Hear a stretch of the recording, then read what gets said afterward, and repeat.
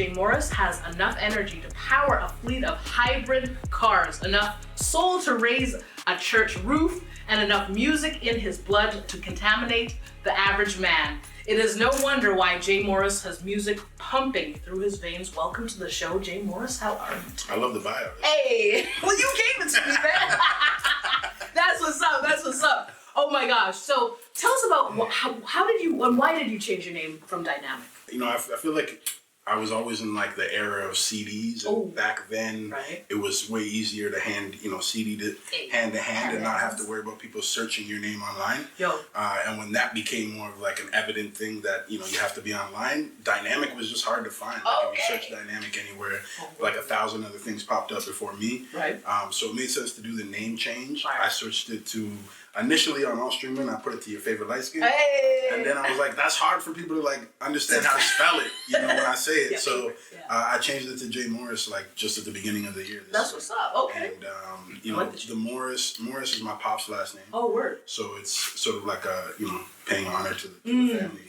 The family. The music in the family. Right. That's what's up. That's what's up. Oh my gosh, I've been following you for a minute, and you've been doing some amazing work. I feel like we're like doing the similar work across the different zones, like city area codes, but you moved from Toronto to Ottawa. Vice versa. I was born in Ottawa, moved to Toronto in 2009, and then moved back to Ottawa.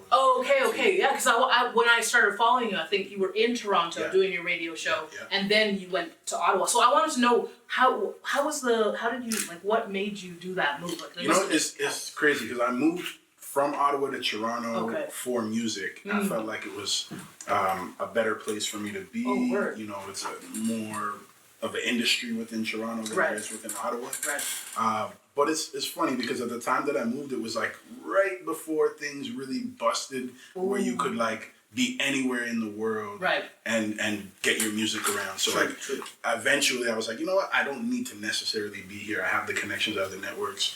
I can, I've been networking. I can come back to Toronto anytime.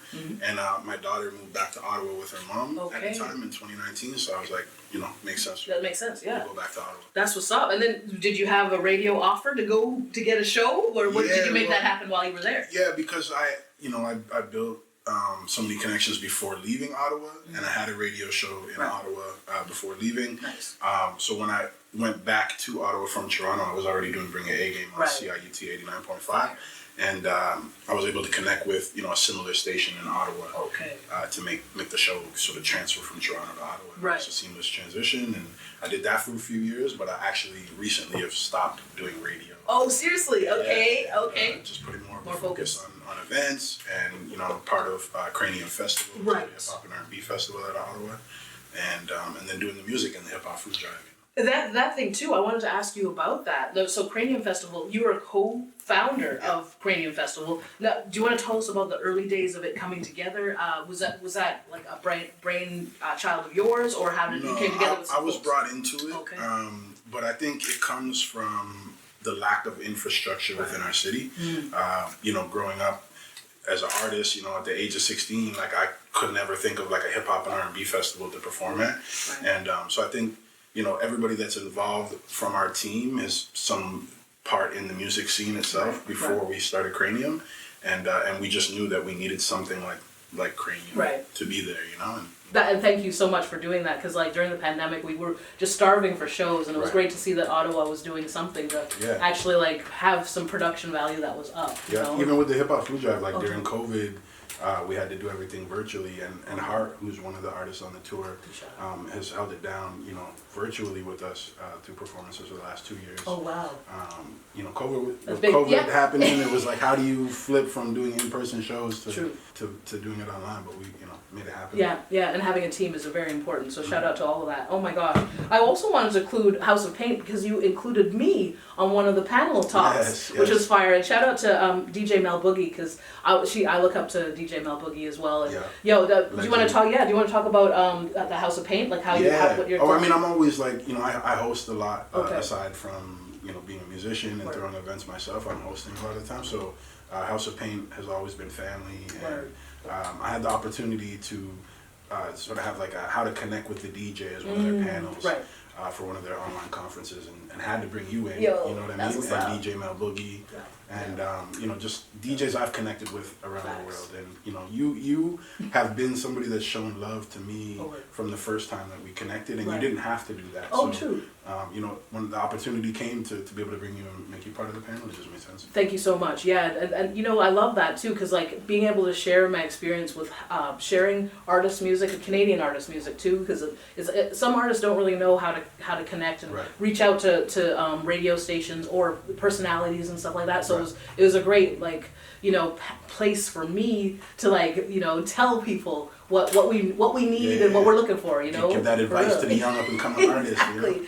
So important, and thank you so much, because I was so happy to be a part of that. Now your merch is slapping, so you gotta talk to us about the branding and who works on the creative side of doing. Is that all your art or? Yeah, I mean, with the hip hop food drive, I think it's been like an evolution of different designers, but the creative director for Cranium Festival is also the graphic and the visual stuff. Yeah. Does all that stuff. All in one house. Shout out to Connor from Flino Melody. Shout out.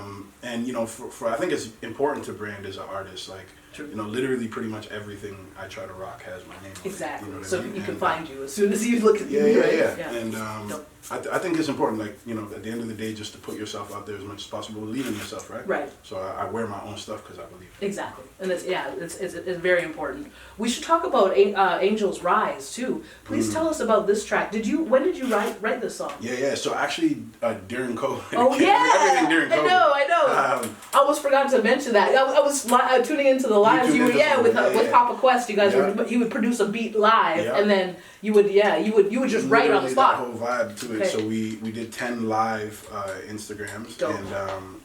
And in each live that we did on Instagram, we created that record on the spot. Right. So out of those 10 lives that we did, I was able to create an album. Wow. Which is called On the Spot. Okay. And because I've been so busy with the hip hop food drive, I haven't pushed it yet, but it's actually available. And I'll tell people where to go get it. Right. JMorris.bandcamp.com, which is the best place to get any of my music because they support the most for artists. They give the most money back. So go to Bandcamp and buy the album. And yeah, man, On the Spot is, it's just sort of that vibe of creating without having any inspiration before, because it was really just on that whole vibe of On the Spot doing it on the live. So it was good. We created a whole record each live within less than an hour. Yeah. I like that. I like the whole, the ethos of it, because y'all were just like, okay, we're going to be in here for an hour. Yeah, and we couldn't get out. Because during COVID, we couldn't actually physically go. There was actually a rule, I couldn't go to the studio outside your bubble and record. Right. So, oh, shit. You guys were stopped. I remember watching that on the news, because, the police were strict. They would watch your ID. You driving in, you going out, right? Yeah, oh, crazy. So that was our way to kind of get around it, and it worked. Oh, my gosh. The Vancouver leg tour of the hip hop food drive is here right now. Yo, you got to tell us about all of the other cities as well, because you made 8 stops because it's the 8th year. You got it. That's okay. Yeah. So please tell us about. Don't tell me why I decided to do this crazy thing, but every year I want to add a new city. So Vancouver, just happened to be one of those places where people are like, you need to come out. Right. And we talked about it for a while, and then between yourself and Nadidi Cascade, we were able to just make things happen. So. Shout out to Nadidi Cascade for making the Vancouver portion happen. And we go to Calgary, Halifax, Toronto, London, Kingston, Gatineau, and Ottawa. Oh my gosh. Yeah. That's what's up. All the way. Travels. Yep. All the way leading up to the holidays too. That's, oh my goodness. Yeah, which is, with the hip hop food drive, it's always made sense to do it just before the holidays. I feel like it's the right time to pull at people's heartstrings. Exactly, You know what I'm saying? They're ready to give. At the same time, exactly. Yeah. I love that. By the way, hiphopfoodrive.com if you want to donate. Get it. Go, you got any more info? Let them know. Yeah. Where e-transfer to hiphopfoodrive@gmail.com. We're giving back to over 8 food banks, actually. This year, and the more money that we could raise, exactly, the better. So. Yeah, that's what's up. Yo, well, we were talking about radio earlier. I wanted to find out if you would like to share one of your favorite interviews that you've done over the years. I know you've stopped kind of now, but I mean, so many. I'll say only because. In one of your other interviews that is going to come out soon, the other light skin thinks that he's your favorite light skin too. But Daniel has definitely been, definitely a really good friend of mine, and I've had the opportunity to interview him a few times. And, Beautiful. You know, he's somebody that to me is, the reason he's even on, you know, this is because he's hip hop. Right. You know what I mean? Like his record, Dear Embodies Hip Hop, embodies that, you know, and That's growing up as a kid, like I watched him on TV, you know what I mean? So to be, it's sort of like full circle to be able to have him part of the tour and also, you know that he's a friend too. Exactly. So, Daniel's one of those artists. Hey, we got, the legend. Thank you so much for sharing that, because we love hearing about that. Tell us about, you know, the family life too. You got a kid too, so I actually got two now. Oh, two! Congratulations. So the second one just turned a year a couple days ago. Okay. And my other one is turning 12. Oh, she wants to be 22. I got you. It's happening. And family is important for me. Right. You know, Daniel mentioned earlier about having his daughter on records, and I've also been lucky and blessed enough to have my daughter included on some of my songs as well. And I think it's important for me, like family comes first before anything. Yeah, true. But that's the reason I'm even out here doing these kind of things is, you know, at the end of the day, it's for family. Yo, shout out to Lockdown. That was also one of the songs created. I remember. Yeah, you played so many of my records. Like, I appreciate you so much. That's what's up. It's much love though, because I was so happy to be involved in those lives while you were writing them. So tell us about writing that. Lockdown. See the live and then get the music after. For real. Lockdown was another one that, like, and I keep mentioning COVID just because it was, you know, it really is like what we're coming from right now. Right, coming it's still happening, but during COVID, I felt like, whoa, you know, I can't do tours, I can't do shows in my own city, I can't, you couldn't even shoot like live streams, you couldn't do anything, like there was just literally that whole lockdown period, and that's literally where lockdown was inspired from. We have to mash it up, cause I was all alone like a bachelor, I never carry heat, I don't have to tuck, every day I'm breathing, all I ask is love. Shout out to Misha and also Sofo the poet. I mean, just I think lockdown just made sense to do because we were coming out of that lockdown. Right. And you know, it's one of those records where when I listen to it, I'm like, oh, that was the time, and now we're past that. Exactly. Move on, you know. Yep. People can listen to it. Lockdown. It's out. It's available. JMorris, search it, and the video is fire. That's what's up. Yes, thank you. Oh my gosh, the creative, the whole creative process. Good job on y'all for good work. Now, tell us about, you know, what do you think of Vancouver music? Because like I'm wondering, like, what does it look like for somebody from the out east looking at Vancouver? I'll tell you, actually, so the first time I ever came to Vancouver for hip hop, I would say, is when I did the Hold It Down. So we did a DVD years ago called Hold It Down, and it allowed us to go to like Toronto, Montreal, Halifax, Vancouver, of course Ottawa, and we filmed, you know, most of the hip hop artists that were sort of popping or, you know, active at the time. And so we had an opportunity to connect with so many great people like the Rascals, you know, Concise and Checkmate, and just the scene here to me is like undervalued in a sense, but I feel that same way anywhere I go. Like, you know what I mean? Like in Halifax, there's such a scene there that's just like, how come these artists haven't broke out around the world? You know, artists like Hart from Calgary. I'm sure I'm gonna feel that same way when I'm in Calgary. So I think it's just about shining the light on the places that have, you know, real talent, and Vancouver definitely. That's what's up. Definitely has that talent. Oh, and thank you for, you know, taking that look, because seeing people across the country, it's really hard to do when you're not, because you're so focused on your own city.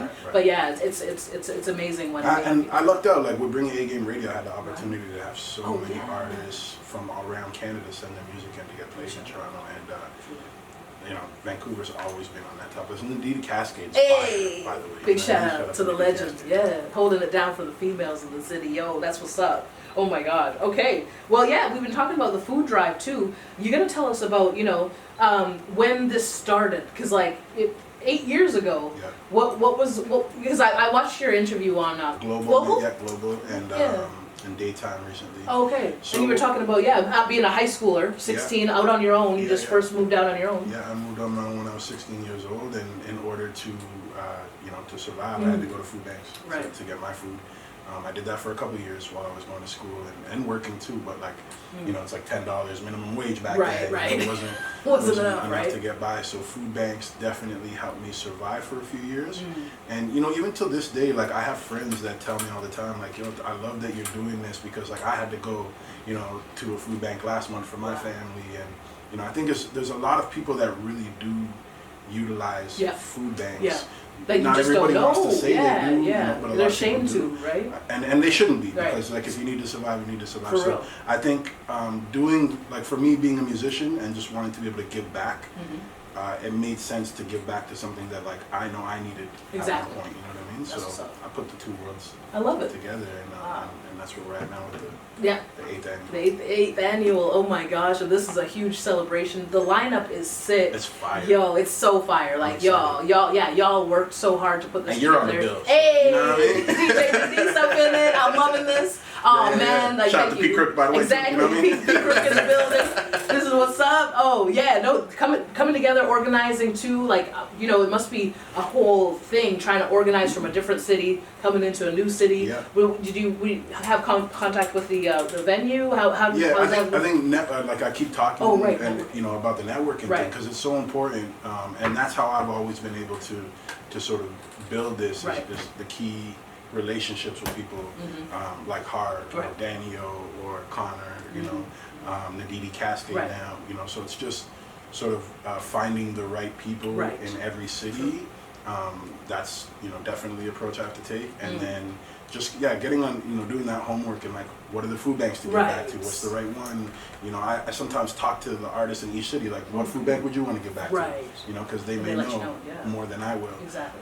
And then reaching out to the venues and just letting them know what's happening. Right, So right. it's definitely like a whole process before the actual tour or, you know, shows happen. And Yeah, so the organization with all of the different venues and, Yeah. and folks like that, you've been doing such a great job of Thank working you. at that. Thank you. Holy, like this is such a great project and an initiative. So for 2023, do you know what city you're gonna add to the? Oh, I okay. don't yet. I don't know where to go to next. Okay. I've had a few messages from people saying Okay. like, you should come here next. You should Right, come here next. right. I think you know, for me, it's really about securing more sponsorships Right. Sure. and more funding, like grants Right.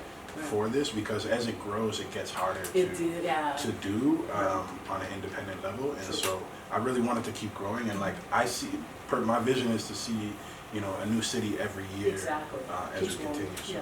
That's what's up. Oh, thank you so much, JMorris. This has been amazing chatting with you, learning about your, you know, musical journey, how radio's kind of down a little bit, but yeah. But I love radio. I'm gonna come back to Yeah, we gotta either go. podcast or Right? radio. or Oh, something. there we go. That's, you know, I love interviewing, and that's That's what's up. definitely one of my passions. Okay, yeah, I want to have you back for real on the show. Maybe we could probably do a virtual thing sometime I'm too. down. So We can tag team and interview some people. I'm Exactly. down. Oh, I'm down. okay. 100%. Let's get it. Let's get it. Let's go. And the food drive. Please let them know how to donate again. Yeah, the best place to go is hiphopfooddrive.com, or, you know, if you see this out before the tour is done, come out to any of the places that we're going to be on the tour. So once again, Vancouver is where we're at now, but we go Calgary, Halifax, Toronto, Kingston, London, Kingston, Gatineau, and Ottawa. So come out, and hiphopfooddrive@gmail.com if you want to e-transfer. There we go. We did it. Thank you so much. Thank you. Bless up.